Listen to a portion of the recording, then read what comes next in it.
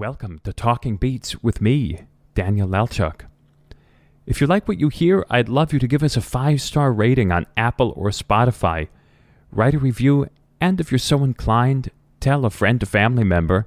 They might like the show as much as you do. Be sure to visit our website, talkingbeats.com, where you can find much more information about the guests, support the show in various ways, sign up for the newsletter, and be in touch directly with me.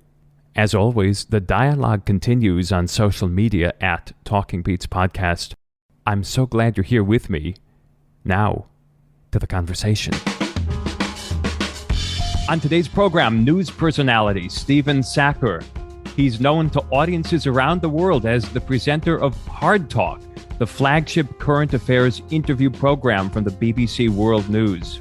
Before becoming the host of HARDtalk, he served as BBC foreign correspondent for Washington, D.C., the European Union, and for the Middle East, where he was based in both Cairo and Jerusalem.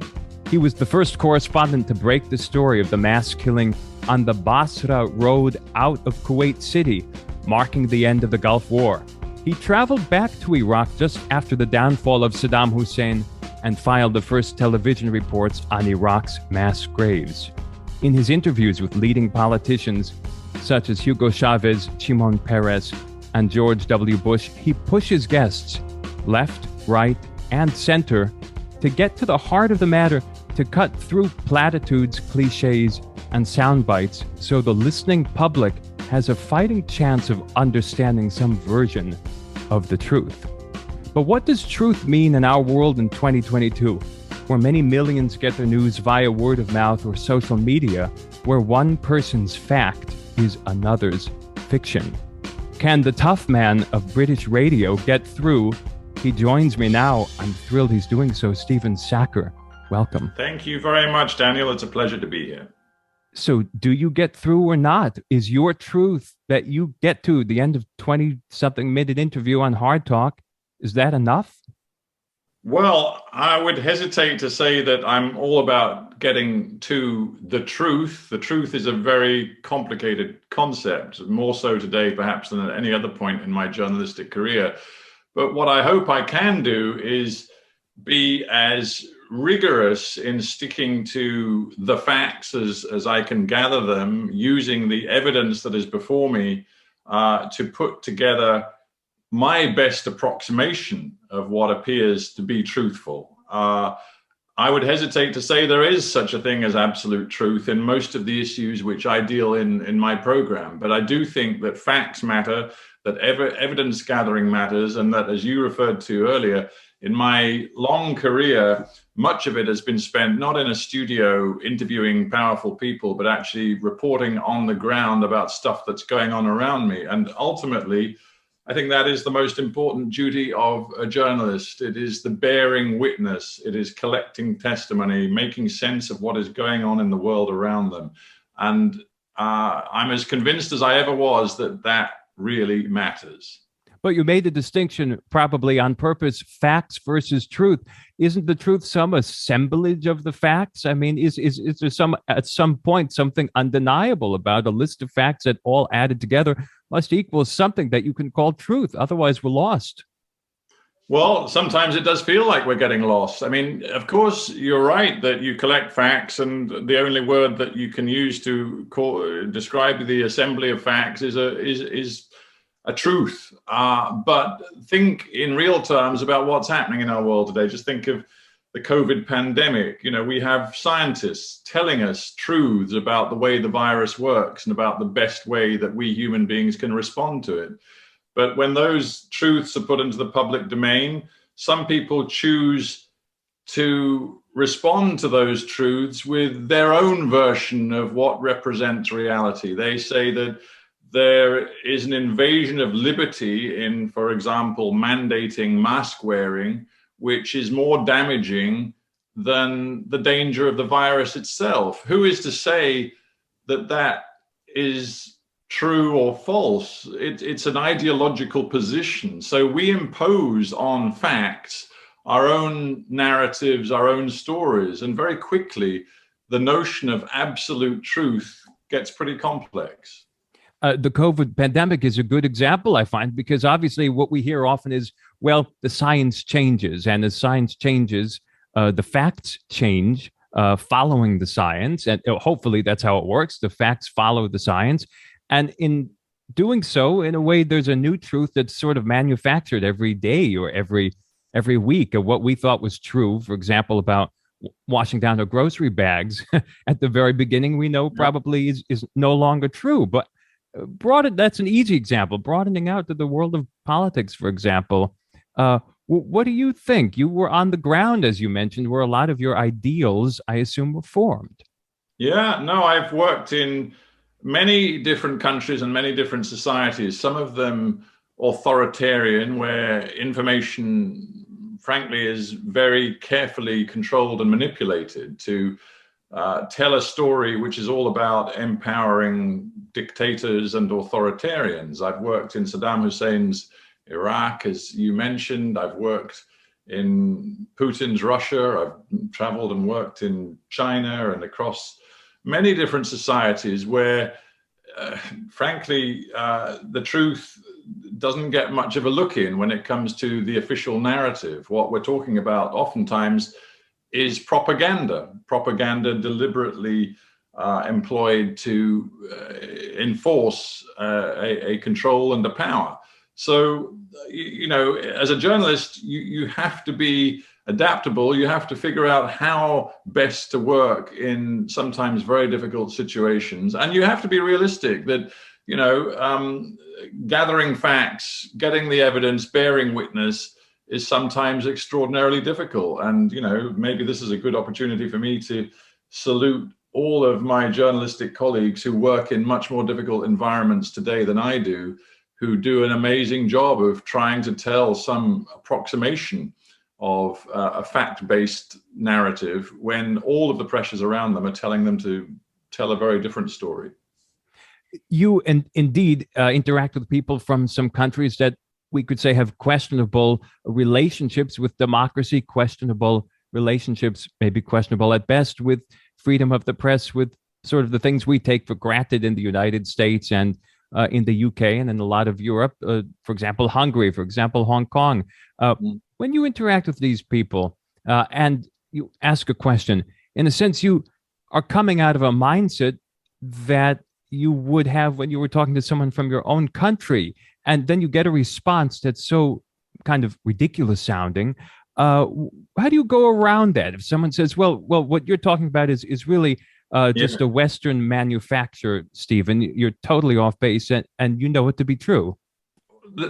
What I try to do with any interview, whether they're coming from a democracy or from an authoritarian system, what I try and do is pay them the respect and the courtesy of doing some rigorous research, trying to figure out what is going on in their world, and then putting to them, my challenging questions based on their record. And in the end, frankly, politicians, whether they come from the Western world, what we would call the democracies, or whether they come from a system like China or Russia or wherever, in the end, people in power need to be held to account. And by the very fact they agree to come on my program, there is at least the beginning of an acceptance that they're going to be held to account. They're going to be required to answer challenging questions about their record and what they're doing. So for me, actually, some of the most useful interviews I do are with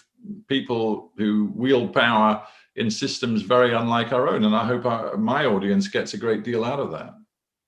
Indeed, you mentioned the changing nature of a lot of things in the world and a lot of places that are nothing like the West and don't want to be like the West. It is a lot of the world. Obviously, China is a prime example of that, as you alluded to.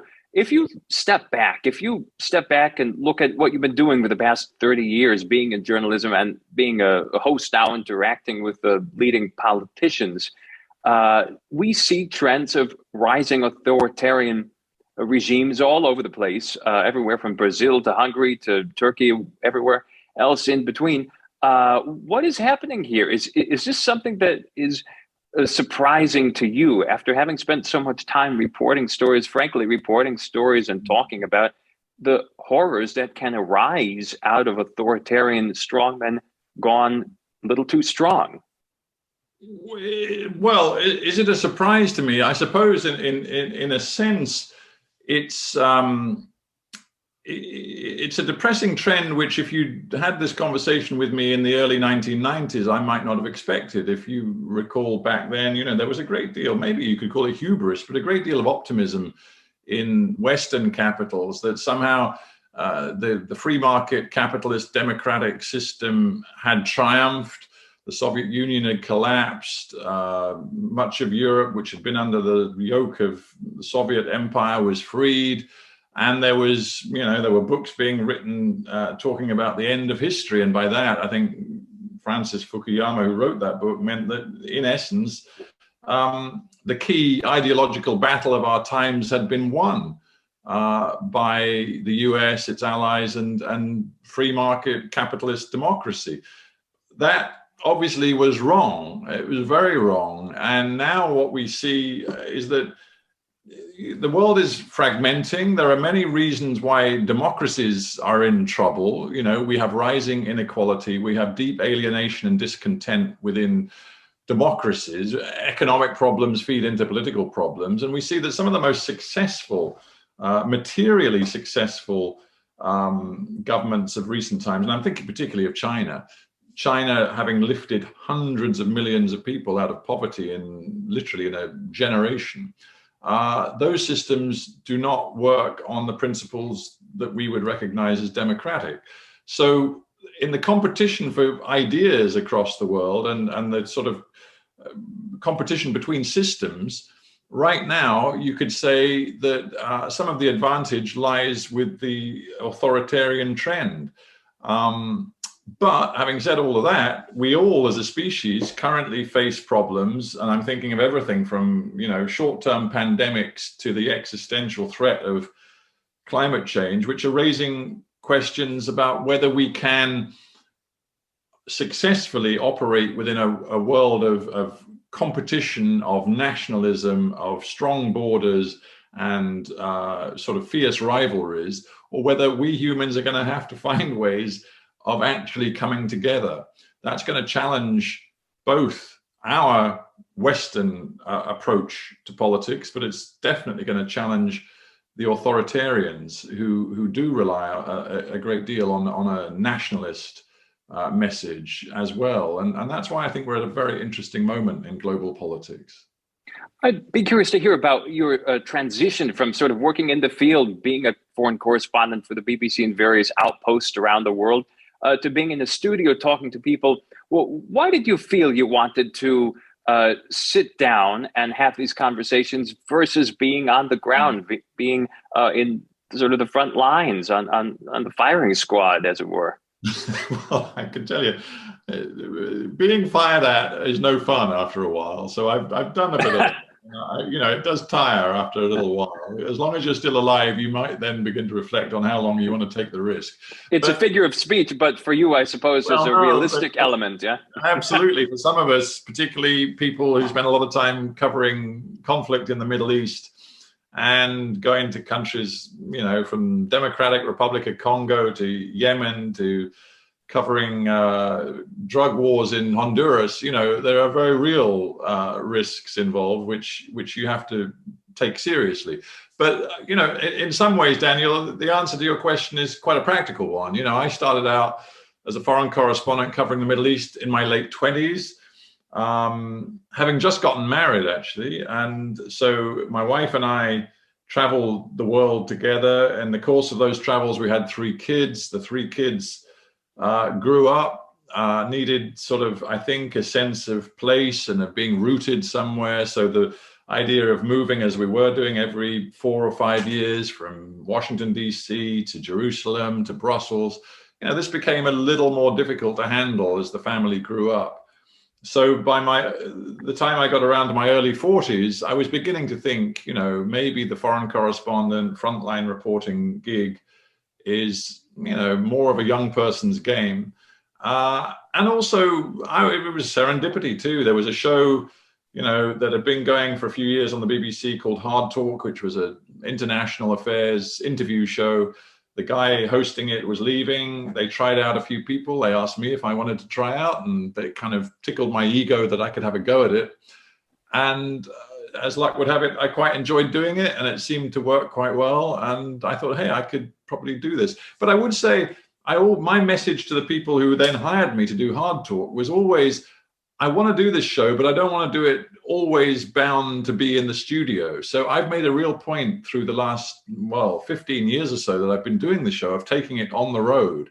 So we do the interviews in our studios in London, but we also every year do a number of trips, often to places that I feel are quite underreported, to tell stories, do the big interviews with the presidents or the prime ministers or the people of power, but also to do some on-the-ground reportage to see what is going on and to take what I find about what is going on into the corridors of power to put it to the people in power. So I hope I've molded the show around my own determination to keep that element of reporting going. What do you get when you go someplace and you do an interview on the ground? When you leave the studio, when you're in country X and you're doing it on their territory, other than maybe a little jet lag or something like that you're dealing with? What do you have going on there? Well, you get a whole lot more sort of context, which is really important. I mean, just one very quick story. Years ago, much to our surprise, because we put this request in not expecting ever to get a yes, we actually arranged an interview with Africa's longest serving dictator. Indeed, he's still going. He's called Teodoro Obiang, and he runs a tiny little oil-rich state in West Africa called Equatorial Guinea. He runs it as a sort of family fiefdom. It is one of the most corrupt, venal, sadly corrupt places on earth, because its fossil fuel riches do not filter down to the ordinary people. But what I learned by actually going to Equatorial Guinea to do the interview on his patch, was fascinating. I had time before the interview to travel a little bit in the country. And of course, we did have minders and people who were trying to control us, but we managed to get around that a little bit. I talked to ordinary folks on the streets, and I heard, sometimes it had to be off camera, but I heard some of their absolute disgust at the way in which this family was running their country. I also figured out that the family appeared to own at least 12 presidential palaces dotted all around this tiny country, vast compounds and mansions, which no ordinary person in that country ever got the opportunity to get inside. And I also, when I interviewed him, I saw the bizarre control and ego that he had within his own system. So, for example, I walked into one of these many presidential palaces to do the interview. We set up, and then the president walks in, surrounded by, I would say, at least 25 flunkies, including very senior ministers, who were all forced to sit around the side of the room and watch the president perform for my cameras. And from time to time, he would look at his various aides, assistants, flunkies, and ministers and smile to them as he appeared to believe this interview was going so well. He was hitting my questions out of the park. He was so confident of his own ability to respond to my tough questions. And they, in their way, had these rictus fixed grins on their faces, because I think they privately knew the interview was a disaster from the president's point of view. But of course, they could never tell him. I mean, the whole dynamic was that of the big man, the dominant character, running a system which was entirely about this exercise of personal power. And you can only get that real feeling by being there. You mentioned underreported places. I'm curious, what is the value in talking to the public, the listening public, about underreported stories, underreported places? Why do we care about this guy? Well, that's a fair question. Do we, as individuals privileged to live in the comfortable West, do we want to know how the world works and how other people live their lives in different parts of this planet? And ultimately, do we think that it will matter to us in any way? I would argue that it will matter. Increasingly, we see the interconnectedness of different societies, countries, cultures on this planet, whether it be in the thing we've already discussed a little bit, climate change, but migration patterns, the desperate desire of people in the poorest parts of the world to change their lives and maybe even make it to the richer parts of the world. We can all try and convince ourselves that we live in little pockets with high walls around us and that we don't really need to care what's happening in other corners of the world. But I, for one, don't believe that. I think that's becoming less and less sustainable as a sort of philosophical approach to our existence on this planet. So I would say I'm actually performing quite a useful service by going to parts of the world that perhaps, we living in the comfortable parts of the world have a great deal of ignorance about, and trying to overcome the ignorance and give people a little more information.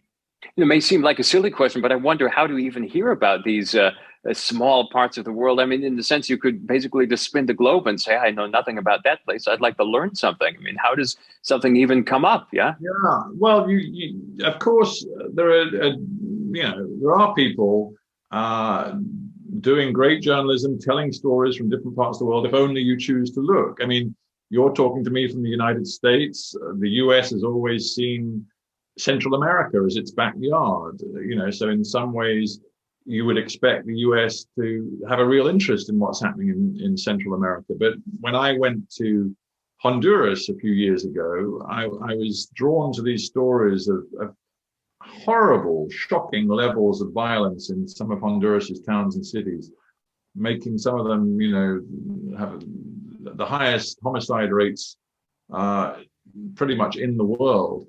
And, ultimately, a lot of it was to do with a drugs trade, which really was about a business targeting the United States, where the money was coming from the United States. The consumption of the drugs was coming from the United States, but the damage being wrought to societies was all being done in countries like Honduras. And, I wondered to myself, how much do the people of the US know about what is happening in this small country to their south? And I suspect the answer for most Americans is very, very little. But if you begin to think about the interconnectedness of what is happening, I don't think it's tough to persuade a lot of folks that they should know more. And I think not everybody, but a lot of folks would like to know more. And that's perhaps where my show and others like it come in. And it's not just about knowing, but it's about wanting to know, and maybe having one conversation that you hear serve as a catalyst for self-exploration. There was one you did, for example, with a conservationist from Africa, Paula Kuhumbu, which was a very interesting conversation to me, because it's sort of not on my radar at all. I don't think it's on my neighbor's radar either, or the guy down the street either. And nonetheless, it was a fascinating conversation about the challenges, and even touching on the, as word that comes up a lot, the corruption that is even part of this sort of most benevolent and useful sounding mission. Yeah, I mean, women like Paula are doing amazing work, which, again, many of us do care about once we're alerted to it. She's fighting hard to protect endangered species in Africa, which has some of the richest wildlife in the world. And in terms of, elephants, in terms of the big cats, in terms of other things, these are species that, we all admire when we see them in documentaries and in movies, and we're moved by the richness of the wildlife on our planet. And yet the truth is, right now, many of these creatures are in real danger. And in societies which, have deep inequalities, where many human beings are living in real poverty, it is tough to both raise up the level of the quality of human life, but also really make a big effort to protect wildlife. And Paula is one of those women who is telling Kenyans, we have to do more. And sometimes it's tough. Sometimes some of these animals are being killed by poachers who are exploiting very poor people, persuading them to get involved in a business which might bring them some money. Sometimes it's even about the meat rather than the money.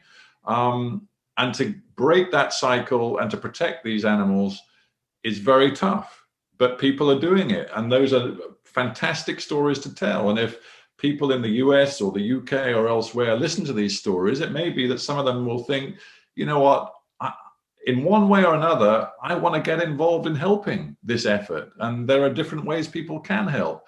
So yes, it's easy to think, these are not my problems. This is an awful long way from my home and my circumstance and my concerns. But actually, I think many folks want to hear these stories and actually will engage with them and sometimes be moved to get involved in doing something. And, you know, there's a spirit of unity there that I think so many people can get behind. And indeed, there's nothing more unifying. And it may sound like a cliche, but it's not. I think there's nothing more unifying in the world than great music. And, you know, Stephen Sackur, music always plays a role on this show, whether it plays a large role in your life or a small role, but everybody loves music of some kind, especially in the pandemic. I think when a lot of concert halls and performances were shut down, people found themselves sort of browsing around Spotify or YouTube, listening to old favorites or discovering new friends. Who are your musical friends? Well, my music, some of it has just lived with me since I was a kid, a youth. And, you know, I was brought up in the 70s. My dad is a farmer. Oh, well, I mean, bless him, he's now 91. He's not doing much farming anymore, but he can still drive a John Deere at 91, no? Yeah, well, he doesn't have a John Deere. John Deeres were from the US. They were too expensive. He had some tractors that weren't quite as fancy as John Deere's. But my dad was a very unusual farmer. First of all, he was very interested in politics, which most farmers are kind of small c, deeply conservative. My dad was actually twice a Labour Party parliamentary candidate, desperate to get into Westminster parliamentary politics. Now, he failed both times because we lived in a very rural area, which was also very conservative. But nonetheless, he was different from most farmers. He was political, and also he loved rock music. So I grew up listening to Led Zeppelin, Jimi Hendrix, even sometimes the out there Deep Purple, real heavy stuff. But it stuck with me in the sense, Led Zeppelin is still a great love of mine. And, you know, if I ever get the chance just to spend a half hour listening to some of the old Led Zeppelin albums, I'll do it. And then you mentioned the way in which music is woven into life. So I've lived in the Middle East. I have some particular favorites. There's a Lebanese singer called Fairuz, who my wife adored, and she introduced me to Fairuz, and Fairuz sings some of the most moving, beautiful songs. There's one about Jerusalem, which you can imagine, you know, for Arabs singing about this city, which of course is now for Arabs a city about loss. That song just lives with me, not for any political reason, just because it is so full of immense emotion. There's dance music in the Arab world too, which I got very used to and really enjoyed. I was just thinking before coming on with you that I was trying to remember his name, but there's this Algerian sort of dance musician called Sheb Khaled, who we used to listen to when we lived in Cairo. And he could just get everybody out of their chairs and onto the dance floor like nobody else. And to be in, you know, what is often quite a conservative society in the Middle East, in the Arab world, and to see a guy like Sheb Khaled getting people moving, that's something special. So these days, I listen, to be honest, mostly to the stuff that I grew up with. So it would be some of the rock music, it would be artists like Prince, but it would also be, and again, this is something that is perhaps the most powerful piece I'm thinking of right now, from my time in America, Billie Holiday, Strange Fruit, you know, songs that are so full of pain and history and a particular American story. Those are very dear to my heart too. Well, it's fascinating because everybody has these things from their childhood. Some people are only interested listening to things from their childhood, and they think there's something wrong with that. Not you, but others. To which I say that the music of the 70s was fantastic. The music of the 60s, the 80s, we had fantastic music. And I think there's nothing wrong with simply listening to that on repeat, because great music bears repeated listening. Great music is great music. And, whether it's the Rolling Stones, who, again, my dad introduced me to, thank you, Dad, or Pink Floyd, I listened to. And then, and again, serendipity has it. Sometimes great stuff just happens. I interviewed Roger Waters, one of Pink Floyd on my show. And he then invited me to one of his extraordinary The Wall live events. Barely call it a concert because it's such a show, a massive sort of stadium show. And I went to Wembley to see Roger Waters do The Wall. So some of that music still really gets to me and means a lot to me. And absolutely, you're right. No need to apologize at all. It's great music, and it's a lot of it stands the test of time, I think. Yes, indeed. It was Mozart's birthday yesterday, born 1756, and I would say that he stood the test of time as well. Well, you'll notice in my quick sort of review of music that means something to me, I didn't really mention classical music, and it's funny because I've had great opportunities to listen to classical music, to enjoy it. For example, I've been invited to the Salzburg Festival, and that was an amazing experience for me. I have friendships. You're a cellist. I've gotten to know in London one of the most wonderful cellists, Stephen Sackur. And I don't know if you know him, Daniel. Of course. The maestro. And listening to Stephen playing Bach is an extraordinary experience. And I don't know what you feel about this, but for me, I think I can really enjoy classical music, but I feel I'm not educated in classical music. And I feel the lack somehow. I didn't really study music at school, if I'm honest. And I feel a sort of level of ignorance, which I guess I'm a little self-conscious about. Well, this comes up a lot with people, and I think the only answer, there was a great conductor who said he was programming a lot of Schoenberg, and he said, it's fine if you hate it the first time or understand zero.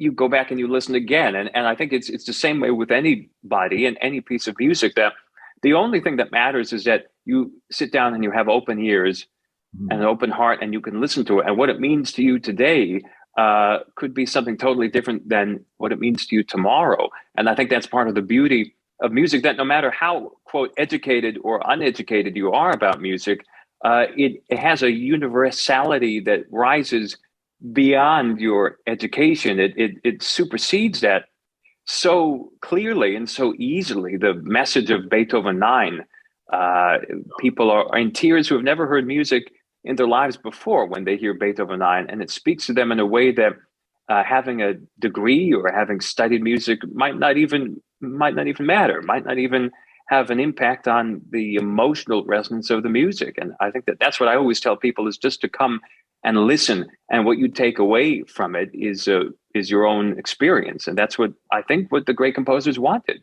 No, I think you speak very well, and that's absolutely right. And I can go to a classical concert and I can be completely swept up in it, and I can feel that emotion.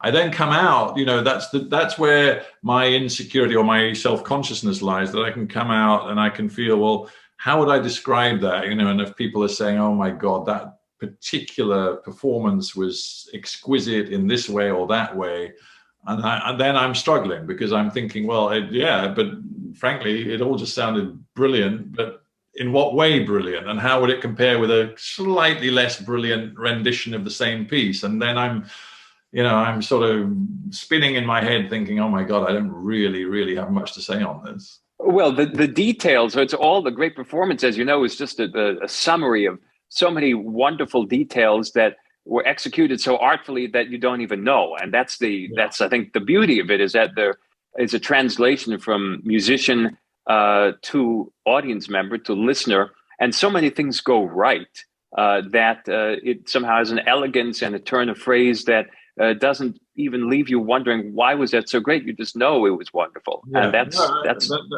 absolutely right. But I guess what's interesting in this conversation is the degree to which you just get that. I guess I'm in essence, I've always been a words guy. I've been a guy who wants to make sense of things through words. And even music, I then want to try and analyze it, make sense of it with my words, when in fact that's pointless and not really necessary. But I'm so words oriented that I'm looking for ways of doing that. Well, many people do that for a living, and I'm not sure how much good they do, actually, because there's so much talking about music by the musicological field that drives me absolutely crazy, that has no connection to what the heart of the matter is, which is the emotional message of the music. And so many people who work with words and music get so swept up in the words, they forget the music. I swear to God that there are people who write about music who don't even listen to the music they write about. They look at it on the page. They think of it totally mathematically, analytically. And I think, when was the last time you actually put on a Beethoven string quartet to sat there and listened? That's a very interesting point. And I think, all of us need to be open to the non-verbal. And I think that's been a challenge in my life, because I've been so steeped in words, from the very get-go. And my career is all about words and about, analysis and trying to make sense of stuff through words. So I think, in a funny sort of way, it would be great for me to go to a retreat and just be told, Stephen, you know what, you can't actually converse. You can't endlessly gab on as you do. We're just going to ask you to listen to a lot of music and just breathe and just enjoy the space and being in your body and your place, and let the music wash over you. How great would that be? In fact, I think that's a great idea. I'm going to open that retreat, and you'll be the first person I invite. The more we're talking about it, the more I need to book it right now. That's what. I'll send you the details right after this. Stephen Sackur, one thing in the United States, I wonder what the situation is in the UK, is you see the proliferation of cable news shows, and where news shows sort of veer into the opinion territory, where oftentimes opinion, especially in the pandemic, has become so bizarrely interpreted and mixed in a weird way with medical field. Is it similar in the UK? Do you, as a sort of radio man from the BBC, find you're actually combating cable news or some equivalency? Obviously, the internet is worldwide. Yeah, absolutely. It's a phenomenon which is not restricted these days to the United States. We are living in a very polarized time, and that, I'm sure of course you feel it in the United States, but we feel it in the UK. Our great polarizing phenomenon of recent years was Brexit, and the fact that there were the tribes, the pro-Europeans, and there were the Brexit, get us out of Europe tribe. And your father was probably the only farmer who was on that. Funnily enough, you might be assuming that my father was pro-European because he was Labour, but my father, as he got older, evolved in some, to me, rather surprising ways. So he became a Brexiteer. I mean, he was all for us getting out of Europe, and believe me, there were some very passionate arguments around the dinner table in our family. But so the polarization is happening far beyond America's shores, and it does worry me, and it does put a new sort of pressure on the BBC, because increasingly there are formats being developed by commercial broadcasters who are perhaps looking at the US media market, the success of Fox News, for example, and who think that, highly polarized, opinion-based shows are the way to pull in an audience, and that the more shouting, the more sort of polarized passion is on show, the higher the audience is going to be. That's not, I think, healthy. It's not what we at the BBC are trying to do. And interestingly, my show to some people represents a sort of antagonistic form of journalism, but that is just not the way I see it. I don't put people on just to sort of tear each other apart. My job is not to, score a knockout blow against anybody. And there is, I think, still room for intelligent debate on my show where I allow for nuance, I allow for gray areas. Not everything has to be black and white. But I take your point. I am worried that approach to public discourse is taking hold in the UK, just as it has in much of the US media market. You have any journalistic people you look up to from the past when you were a kid, childhood heroes, sort of people who were doing what you wanted to do at a high level and doing it in a professional, admirable, consistent way? Yeah, I do.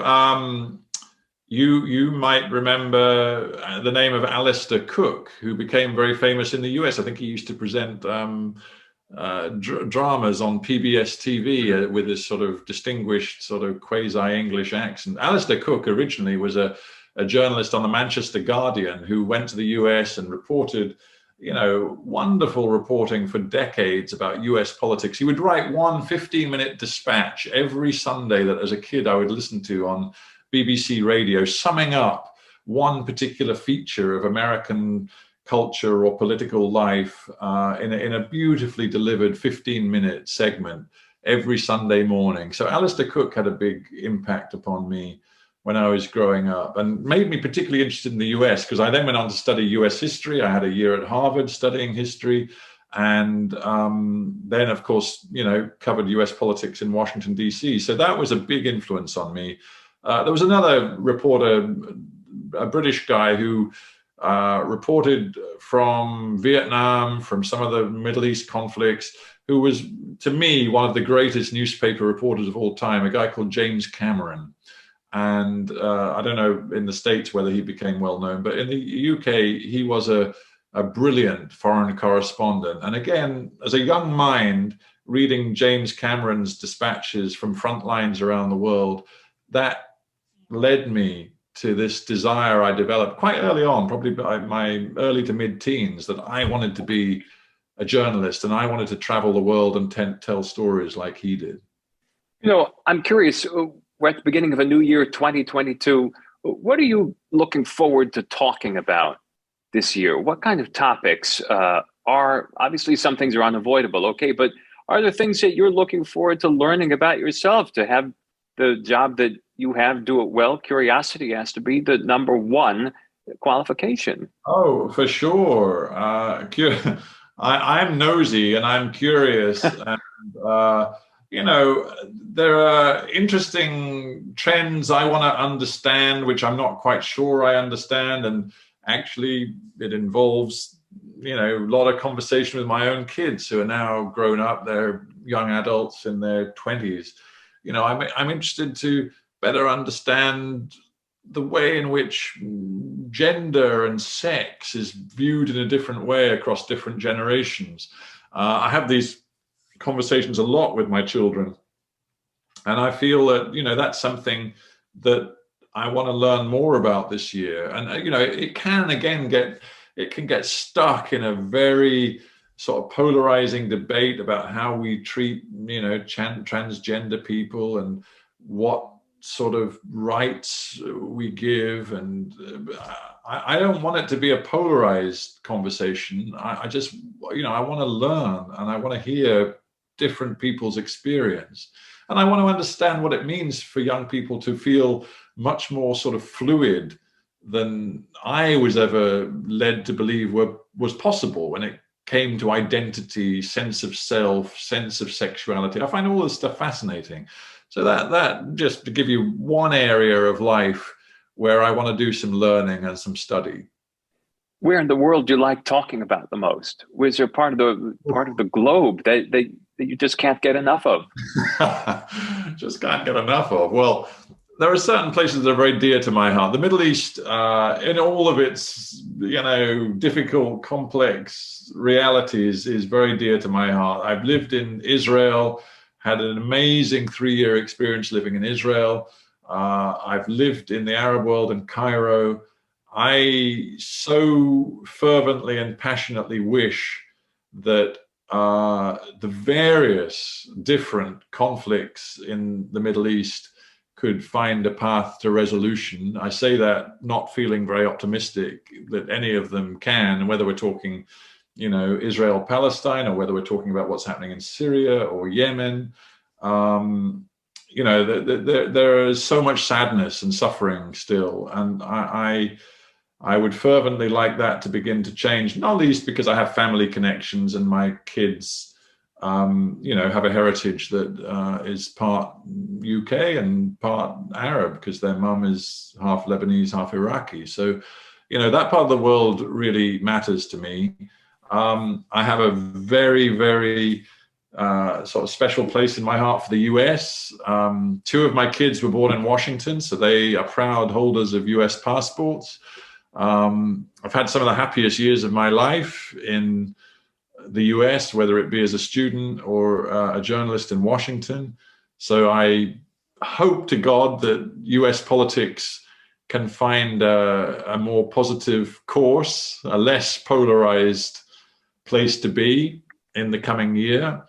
Although again, I'm not hugely hopeful. So let me stick there. Let me stick with the Middle East and the US being places very dear to me. Stephen Sackur, endless curiosity, endless, as you call it, nosiness, as I call it, trying to dig down past the cliches and the sound bites, as you've done with me today. Indeed, I thank you. I hope there's a next time. Thanks a lot, Daniel. You've been listening to Talking Beats with me, Daniel Lalchuk. Don't forget to give us a 5-star rating on Apple, Spotify, or wherever you get your podcasts, and write a review if you would. That really helps. The original music for this show is by Ronald Markham. The producer is Doug Christian. For more information, visit the website of the show, talkingbeats.com. Thank you for listening. This is Talking Beats with Daniel Lalchuk.